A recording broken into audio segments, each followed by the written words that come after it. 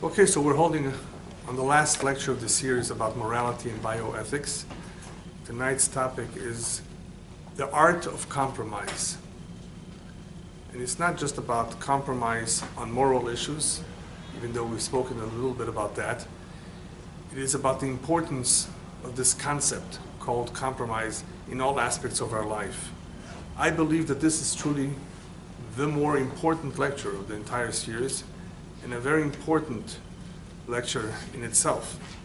It is something that is really of great use for us to have more familiarity with this concept called compromise. In life, not everything is black and white. We know that. Not everything is crystal clear. There are many shades of gray. This is observable in the simple fact that people have different tastes. People have different opinions. And we spoke about how there are so many religions and beliefs in the world. It is not always possible to know who's right. And that's not that important. What's more important, we will learn, is being able to get along, if possible, with everyone, despite the differences. Sometimes it's even very difficult to figure out what is right from what is wrong. And that's not necessarily always our job. Sometimes we have to use our best judgment, common sense, and, if necessary, sometimes adapt to what other people believe is correct. Now, if we were to live on our own, then life would be a lot simpler, because you're minding your own business, you're not bothering anybody, you have your ideas and your beliefs, you follow a certain religion, you have certain preferences. If you live by yourself, it's a lot less trouble. Problems begin when one gets married, when one forms a relationship with another human being, whether it's a partnership or even neighbors, friends. They say that they are friends, but time will tell if they can get along. The challenges of life, the ups and downs of life, will either bring people together closer or create distance between them. The challenges will be the test of whether we are willing to compromise, whether we are willing to give in, to be flexible, accepting of others, respectful of other people's views. Challenges are tests.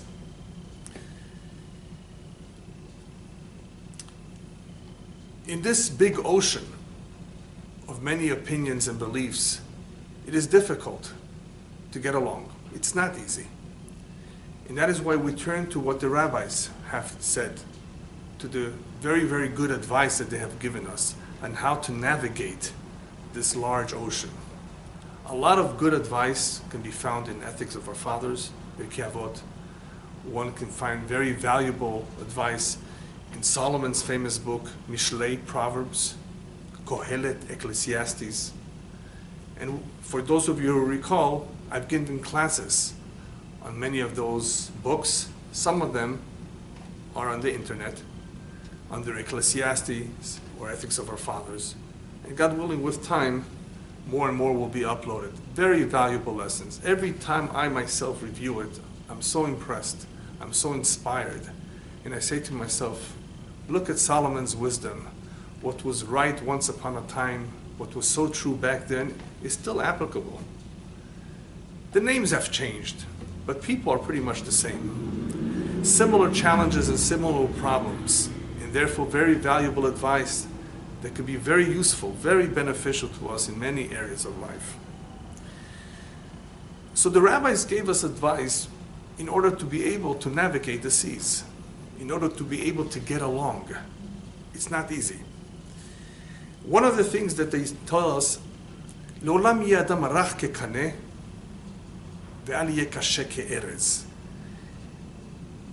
It would be very beneficial for one to try to be as flexible as possible.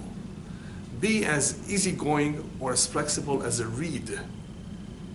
A reed that grows in the swamps, they float, they move, right? They're not rigid. Don't be like a cedar tree, stiff, rigid, unchangeable, unmovable. You're better off being rach, being soft and easygoing, like a kaneh, like a reed. Don't be like a cedar tree. In other words, what they're really telling us is, don't be kapdan. Don't be a very demanding person, a very exacting person, very strict with others. With yourself, you can be a little bit. You want to get things done, it's actually a good idea to be strict, to be disciplined, but don't overextend that to others. Be easygoing with others. You want to be demanding of yourself? You want to be perfect? Okay. But be careful. Not everybody is to your standards. Not everybody can catch up to you. Not everybody can follow you or be like you. Not everybody is as strong as you.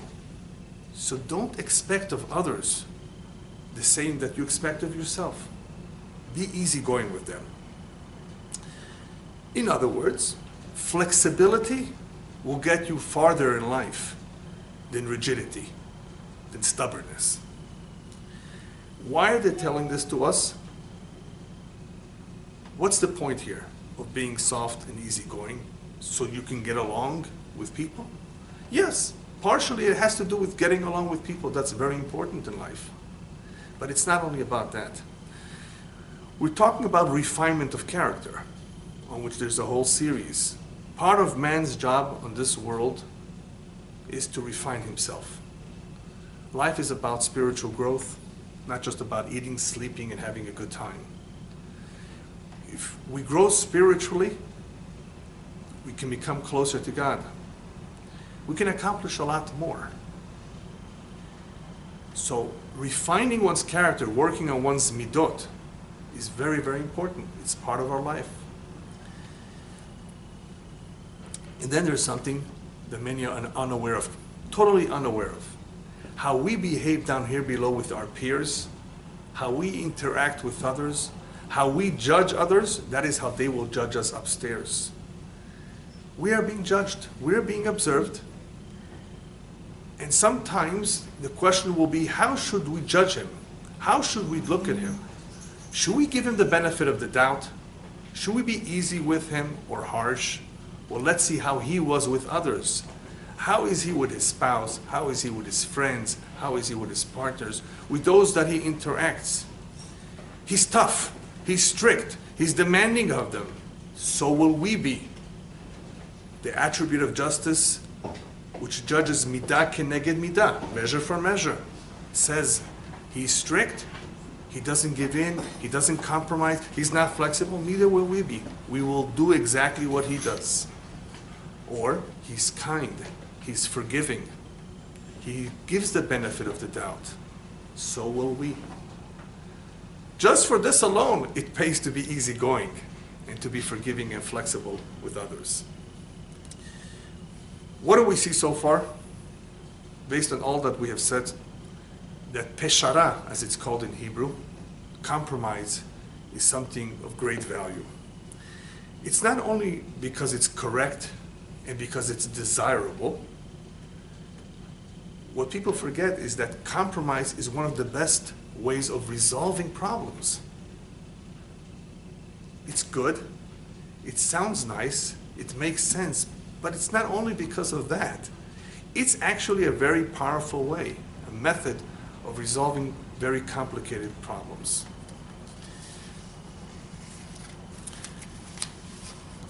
If you speak to people about compromise, you will find that people have different opinions about it. And it's interesting. Here we're saying that compromise is so good and so right. Not everybody agrees. Some people tell you, compromise means that you're losing something. You're giving in.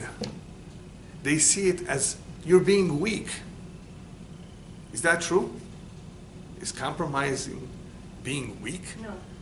Giving in? Well, it may appear. It depends on, of course, your perspective. I can see how this appears sometimes to certain people like that.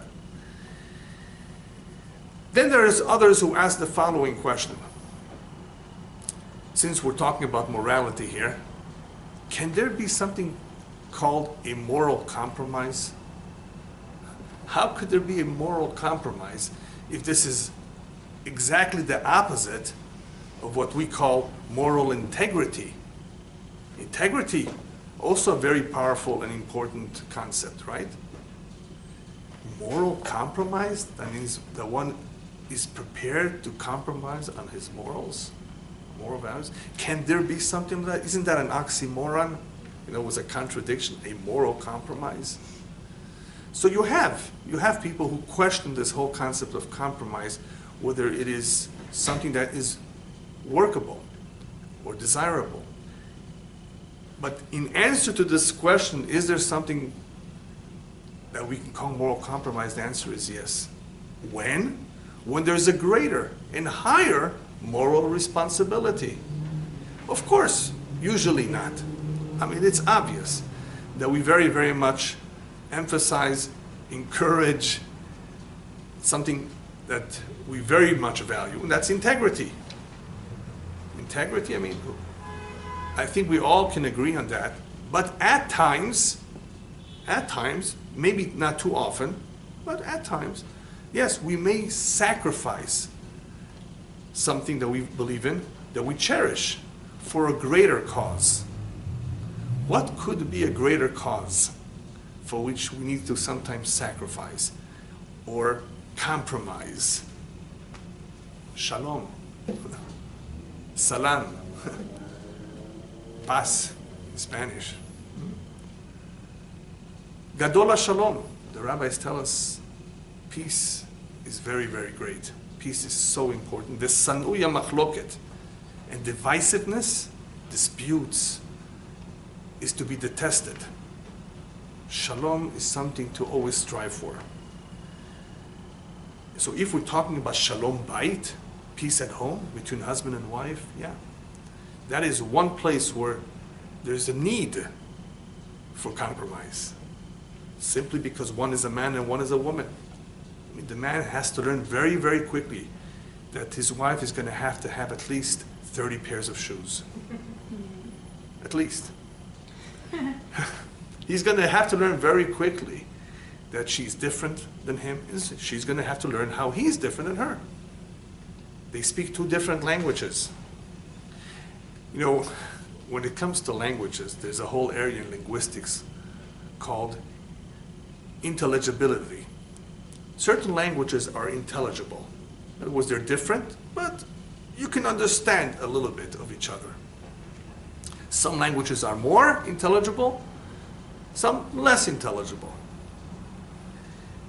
Men and women languages are very not intelligible. It's funny, but it's so true. And you can only know this once you're married for many years. If you're still single, I don't think you will understand what I'm talking about. People are so different, but men and women are even more different.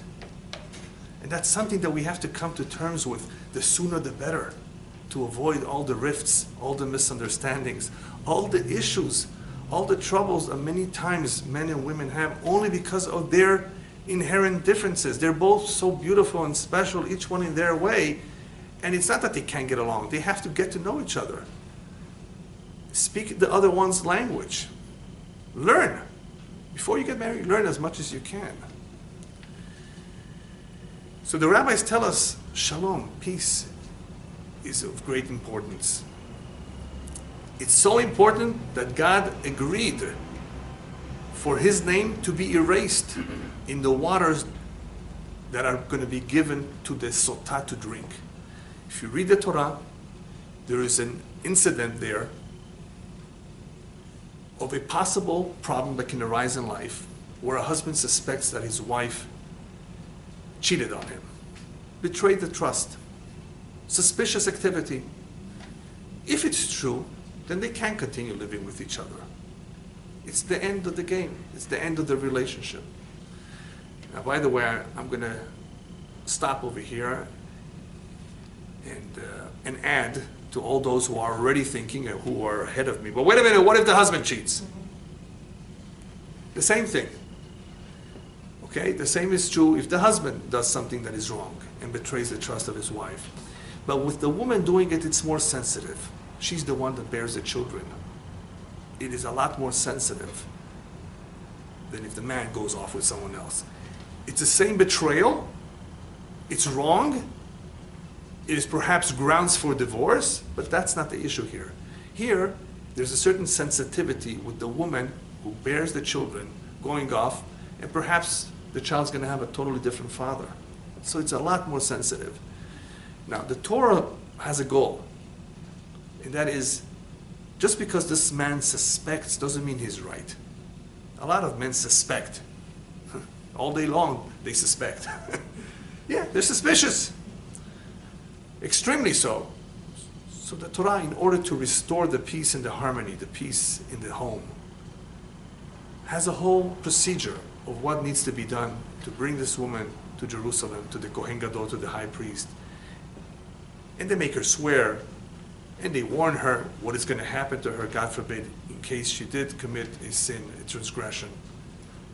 She has a choice. Just get divorced. Admit it. And finish. Tell the truth. If not, we're going to have to apply a polygraph machine to you. A divine polygraph machine that's going to find out the truth. You're going to drink this bitter, cursed waters. And these waters contain the name of God in a parchment that when they insert it into the water, the name of God, which we're not allowed to just throw around and be disrespectful of. We're going to erase that name of God in the waters, and she's going to drink that. And this potion, I guess we can call it this potion, is going to have an effect on her in case she did betray the trust of her husband. It will become apparent because she will die. She will die pretty much soon afterwards. Sometimes later, but usually right away. God agreed for his name to be erased here just to remove any suspicion in case the husband is wrong. What if she did not do anything and she was wrongly suspected and she was a good person otherwise? She was seen talking to someone for too long in private. Okay, it could happen. She shouldn't have perhaps aroused his suspicions, but she did anyway. The husband is concerned. Maybe she's not such a righteous woman. He wants to live with a righteous individual at home. If the waters determine that she's righteous, then she was blessed instead of punished. As a result of this pain, of this suffering, of this embarrassment, public embarrassment, she was blessed with children. If she has children with easy births, she got a blessing out of this whole experience. But the point is, look, what God is prepared to do to keep this couple together, to remove any suspicion on the husband's part.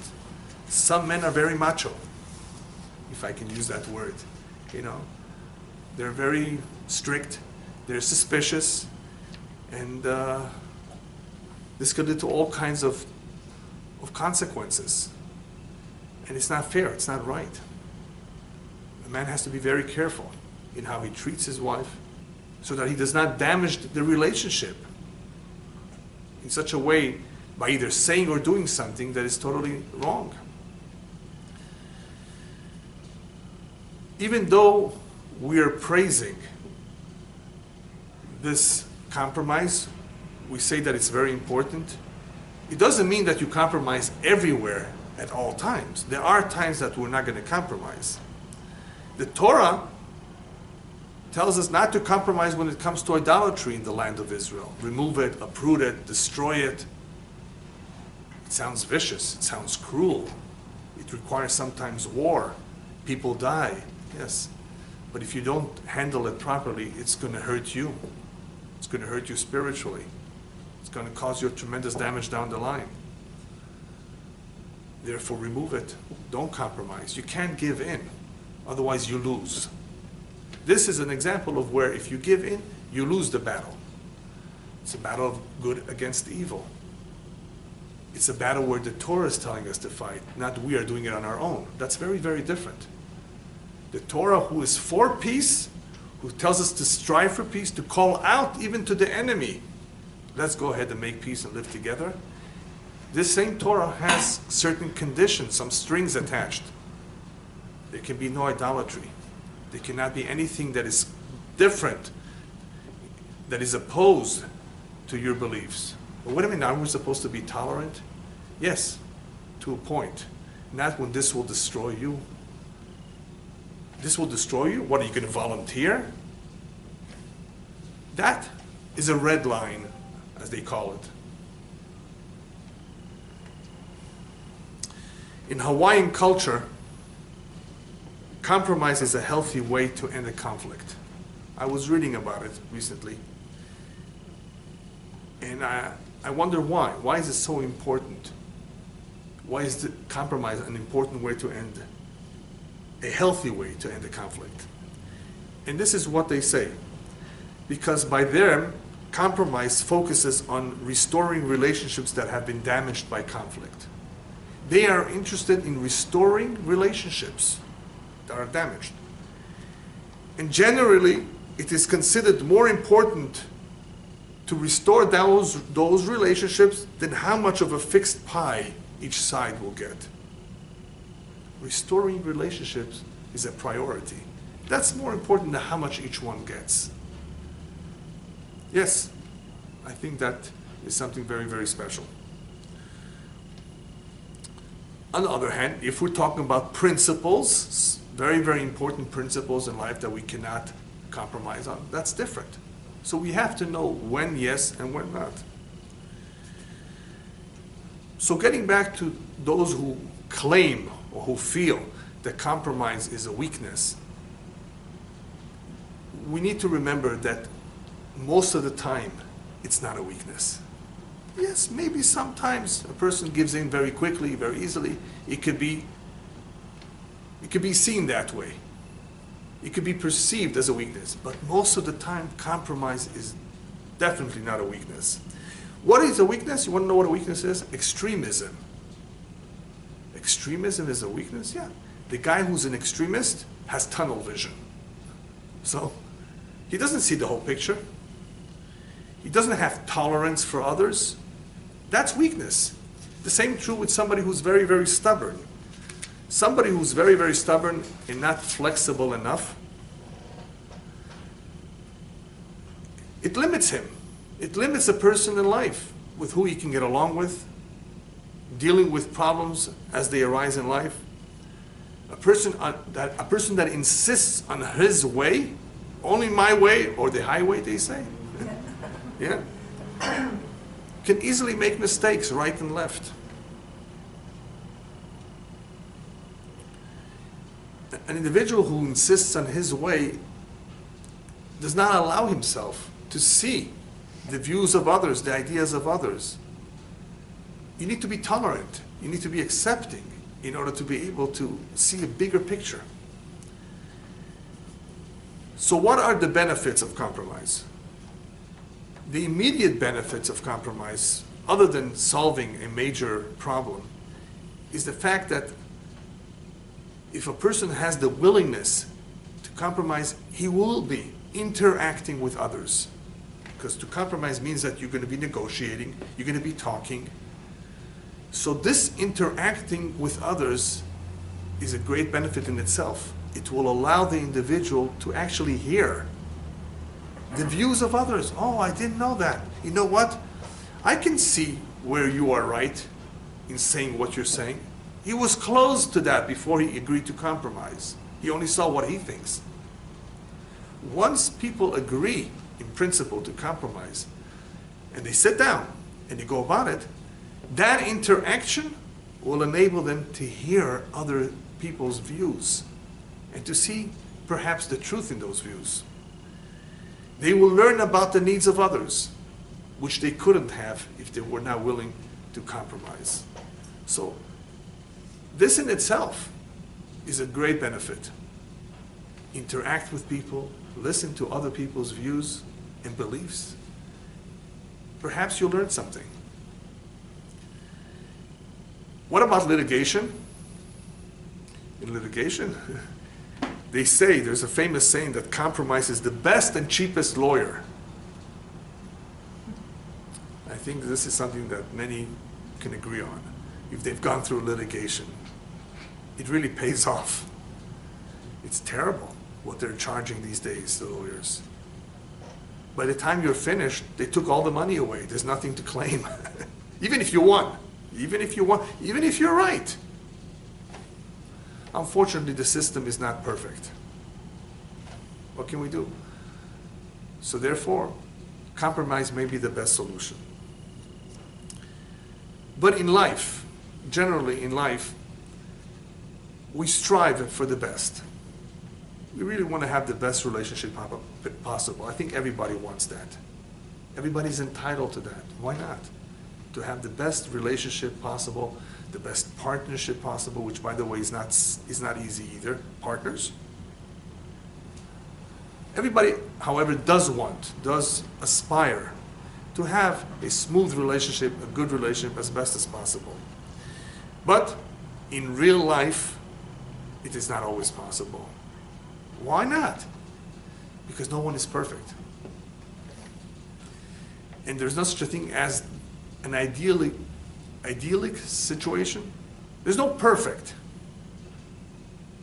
Nothing is perfect. Human beings are not perfect. So the big picture of life is that as much as we want the best, we're not always going to have it. So what are we going to do about it? We're going to be bitter, unhappy, complain, fight it, or try to work it out somehow. So because of that, because this is the real hard facts, the reality of life, it's important, as we say in Hebrew, lashlim im zeh. You have to come to terms with it. The Spanish saying is hacer las paces. Hacer las paces means to make peace with it, or to make peace with someone else. To just come to terms with it, to live with it.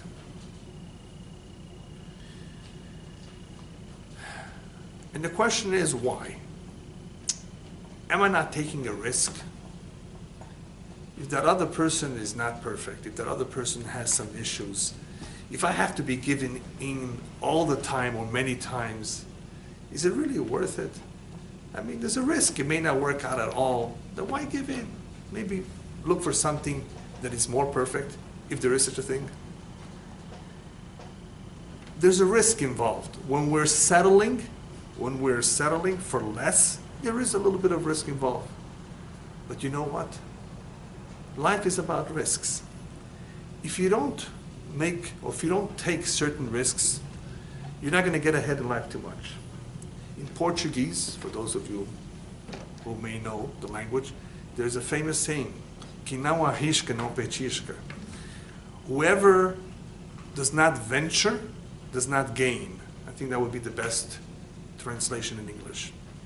You have to invest, you have to venture, you have to try.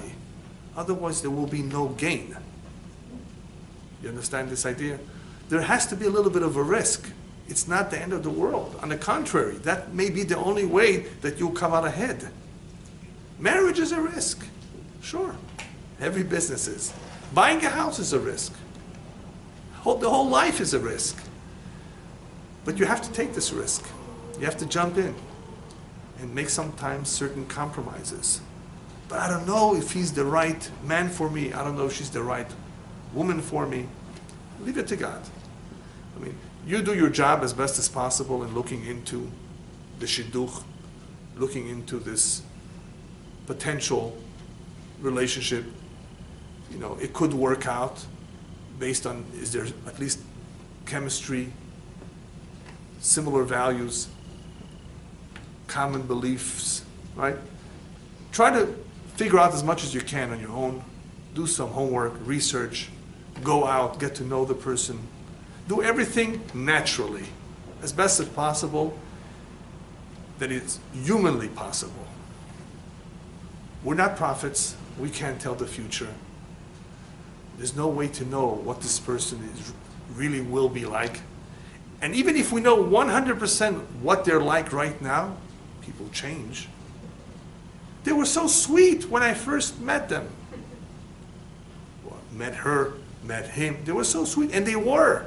Well, what happened?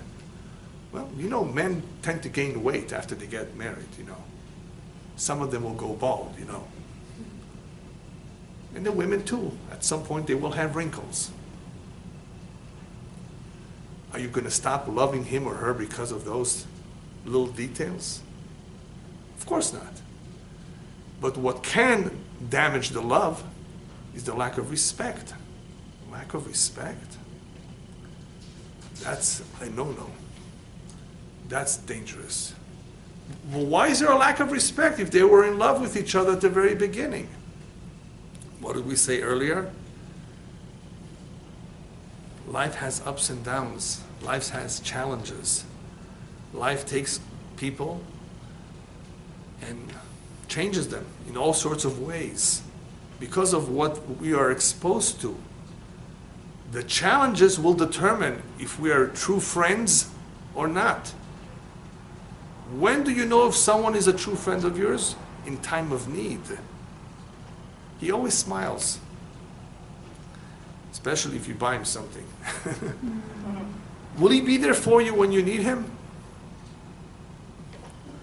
If there's a challenge, that challenge will test the relationship. And that's what happens. People are good, have weaknesses. No one's perfect. But how will they react in the future? That depends on many, many factors. Do they have any help? Are they intelligent? Do they have guidance? What kind of an upbringing did they have? Do they study Torah? And most important of all, are they flexible enough to admit that they are wrong, that they made a mistake, that they need to change? This will make a difference. If there's a total lack of respect down the road, something happened that damaged that relationship, where they lost respect for each other. If at one time they respected each other. It should have never come to that. They should have stopped it. Then how did it happen? Perhaps they were not flexible in the very, very beginning. Perhaps each one went their own way. Each one was adamant about what they want to do. Each one insisted on their way. Imagine a husband says, listen, I got to be with my mother. And the wife said, you married me. I come first. Is she right? Yes, she's right. The Torah says so. Or if she wants to go with her mother, the mother-in-law. Oh no, mother-in-law? That's another set of problems. She has to recognize what comes first. Sometimes it's very difficult. I give a lot of people the following solution. If they have a regular class that they attend to, and their mother-in-law is coming to town, and the wife tells her husband, honey, guess who's going to the airport to pick up my mother? But wait a minute, I have a class. I never missed this class. Yeah, but it's my mother, and she only comes once every 2-3 years. What are you going to do? You're going to find a compromise. What kind of a compromise? You're going to send her a limousine with flowers. Mom, we love you, and we welcome you, and you can stay as long as you want. I don't know if he was going to want that, but yeah. Listen, if she's not happy about that, then she's got a problem. Because the mother-in-law and the wife have to recognize that that class is valuable. He may be a better husband because he's attending that class. You know that? Did you think about that? Or is your mother more important? Some people are blinded. They don't see. That's why communication, by the way, is so important. Talk it out. Honey, you have a good point. It's your mother. We know that. I respect her. I like her. I welcome her. But you know what this class is? You know what it's all about? Once a week, or even if it's every day. A class where one can grow spiritually is so valuable. You can't replace it with something else. I mean, what is more valuable than that? Very few things can be more valuable than that class. I mean, obviously, there are sometimes things that we need to do that are very urgent. But if you can find a solution that will make everybody happy, go ahead and do so. So therefore, when it comes to life, certain risks need to be taken. We shouldn't shy away from them. God will help us. He will guide us. As long as we behave ourselves and do the right things, we don't have to fear.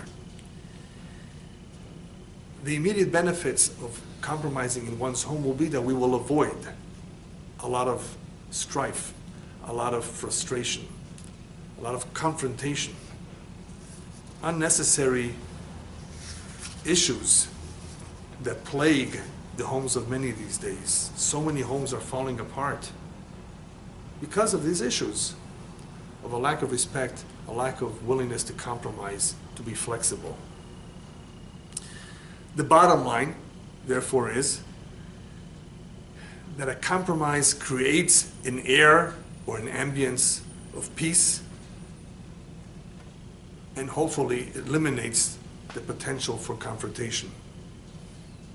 That in itself is already a tremendous benefit, a tremendous gain.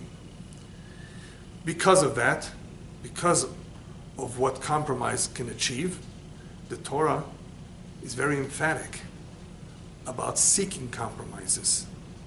Many examples we find in the words of the rabbis and in the Torah. For example, the famous verse, Tzedek Tzedek Tirdof, pursue justice.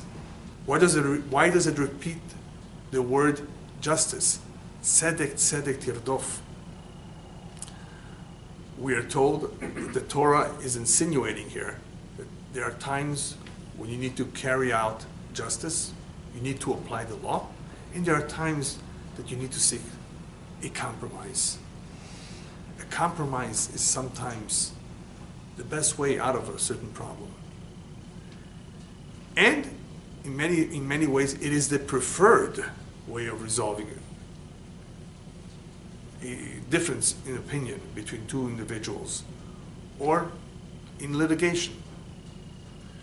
Another verse, Vasita tova yashar.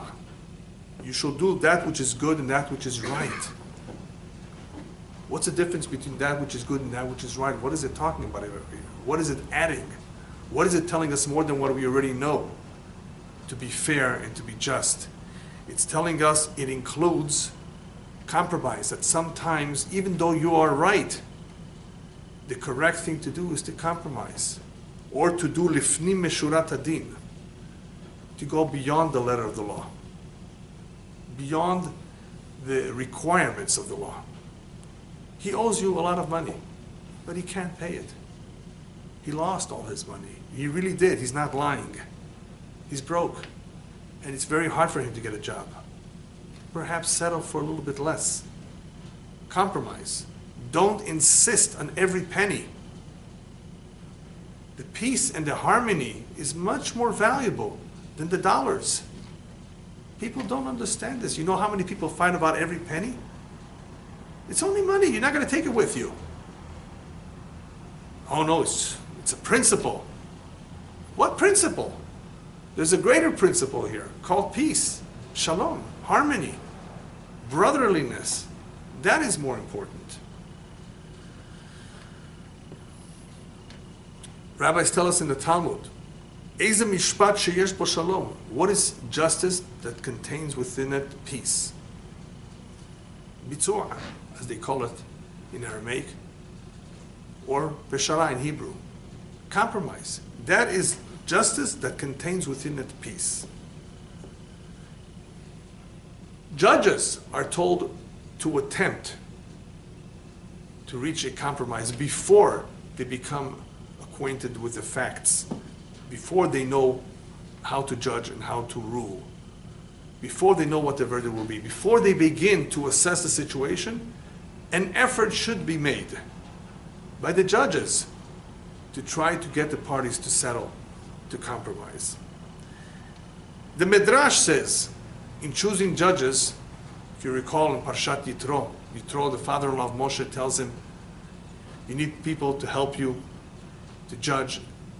They have to be a very, very special character. God-fearing, he says, is one of them. The Midrash says on the word Yirei Elokim, God-fearing, those that are willing to make compromises, those are God-fearing people.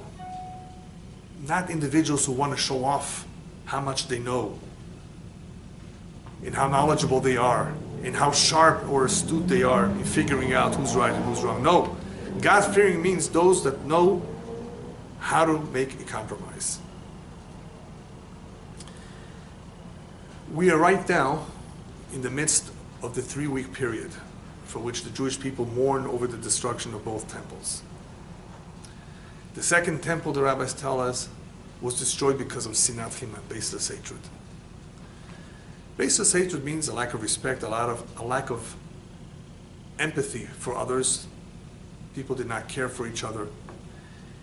But they tell us something more, that this temple, this home of the Jewish people was destroyed al sheddanu din Torah, because they judged according to the rules of the Torah. That's very puzzling. What's wrong with that? That means they followed the books. That means they applied the law. What could be wrong with that? Al sheddanu din Torah, for that the temple was destroyed? But think for a moment. Reuven and Shimon come to court. One is suing the other. They're upset at each other. And the judges look up the law, figure it out somehow, or they know it. And they say, you know, Reuven, you're right. Shimon, you pay him. What happens after they leave the court? Reuven and Shimon still hate each other. Shimon now has another enemy, the judges. What did they accomplish here? Yes, sometimes we need to apply the law. That's correct. Well, there's no other way. But what is the preferred way? Compromise. Now imagine the judges tell Reuven and Shimon, I'm sure you can figure it out. Perhaps compromise in this way, in this manner. And Reuven and Shimon reach an agreement, a mutual agreement between the two of them. What happens after they've reached that agreement? They embrace, or they shake hands, and they appreciate the work of the judges. They're thankful and grateful that they can go home now and be friends again and talk to each other. This was not done. Because this was not done, it created an atmosphere of baseless hatred, where everybody insisted on, I'm right, he's wrong. You can never have brotherliness and peaceful relationships if you insist on who's right and who's wrong and figure out, according to the law, what difference does it matter what the law says if the preferred way to bring about peace is compromise? So how will we learn to adapt this strategy, this approach in our life? What can we look at? There's a lot in what the rabbis tell us, of course. There's a lot of information that confirms that this is so special, and that this is what we need to pursue in life. But how can we adopt it? How can we actually believe in it and implement it? I think all we need to do is follow the lead of Aharon. Remember Aharon, the brother of Moshe? Aharon was known for Ohev Shalom verodef Shalom. He loved peace, for him to be in peace with others. And Rodef Shalom, he pursued peace. What does to pursue peace mean? Whenever he heard of people having trouble, he tried to settle their problems. He tried to bring peace, to restore peace to that home. He was a Rodef Shalom as well. It's one thing to be Ohev Shalom, which is very important, to love peace and to want to be in peace with others. Something else takes a lot of courage to go out of your way to help others who are having a hard time restore their peace. Well, how did he do it? He heard about a case where two men were fighting each other, not talking to each other, hated each other. And he went over to Reuven and says, Reuven, you know, let me tell you something that you don't know. Shimon couldn't sleep a whole night last night. He felt so bad because of what happened between the two of you. He feels so sorry. He never really meant to do what he did or to say what he said. And Reuven would say, really? He's sorry? He couldn't sleep last night because of it? Oh, I'd love to see him. He went over to Shimon and told him the exact same thing. Reuven feels terrible. He's so disappointed with himself that he let himself get carried away and yell at you or do what he did. He couldn't sleep last night because of that. Shimon would say, really? The two would meet up in the street and they would hug each other. Are you allowed to do that? Yes. To bring about peace? Yes, you can do that. Rabbis tell us even that the husband should tell his wife, you're the most beautiful woman in the world, even though he's doubting that already. He doubts it. He doesn't think maybe she's doing her best job to look good. Why? Why say a lie? For shalom bayit. If this will make her feel like $1 million, it's worth it. Hopefully, by saying it often enough, you will believe in it too. Just to finish up. In life, many times, we feel we are right. And therefore, we don't think it's necessary to compromise because we feel that this is just the way it should be for some reason. And we don't look beyond that. We expect the other person to give in. It can become difficult, even though we value compromise, it could become sometimes difficult when we really think, no, this time I'm not going to compromise. Let me tell you something. And this is from my experience too, and I've heard it from others who have a lot more experience than I do. It's better to be smart and not to be right. You're driving down the main boulevard. You have the right of way, but this guy's not stopping. I know, it's my right of way, I'm just going to continue. But the guy's not stopping. You want to crash? Yeah, it's my right of way. So what if it's your right of way? You're going to crash. Be smart. Don't be right. A lot of people wanted to be right. And they acted in a very, very foolish way because they wanted to be right. They got into accidents at home, not necessarily in a car accident. Many mistakes are committed by people who want to be right. And you know what? They are right. That's part of the problem. They are right. We're not talking about those people who think that they are right. We're talking about those who know that they're right. It's more important to be smart. In order to be able to do that, in order to be able to see what the smart thing is to do, a person should learn to accept the differences of others, to be respectful of them, to be accepting of other human beings. If one gets used to that, if he applies that in his life, where he is easygoing with others, respectful of others, if he applies these qualities, if he uses this approach, he will be smart. He will know what the smarter thing to do because he's already being smart in realizing that this is a very important formula to preserve their harmony at home and in life with people. Brothers and sisters, how many of them are fighting over inheritance, you know? It's incredible. Brothers and sisters over an inheritance. Once again, about money. Money is their idol. And here we heard so much about the importance of peace and harmony being so much more important. The message that we convey to our kids is so important.